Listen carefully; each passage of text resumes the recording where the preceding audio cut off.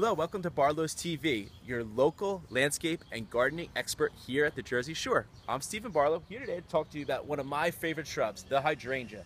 It's your grandmother's favorite plant, your mom's favorite plant, and we see them all over town in gardens, and they have that great summer look to them. Where do you want to plant a hydrangea? It's always the question we get all the time when people come in.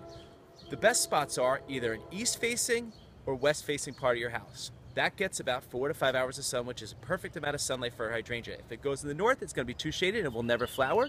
And if it goes on the south side, it'll get way too much sun and it'll burn up. So make sure you choose the right area and you'll have good success with that. The second thing is you want to choose the different types of hydrangeas. Here at Barlow's, we have over 35 varieties of hydrangeas, and you know there's always confusion on which ones to choose. So I'm going to talk to you about two types that I have here. I have the macrophylla, or the big mop heads. You can see they have the large, big heads. This is a beautiful blue one, and we also have this beautiful pink one here. Now, when you're choosing a mop head hydrangea, you want to make sure you have the proper color for them.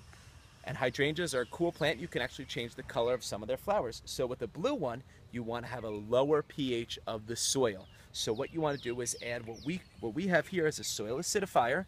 What that does is that'll lower the pH and it'll help to keep it blue. You want to do this 3 times a year in April, May, and June.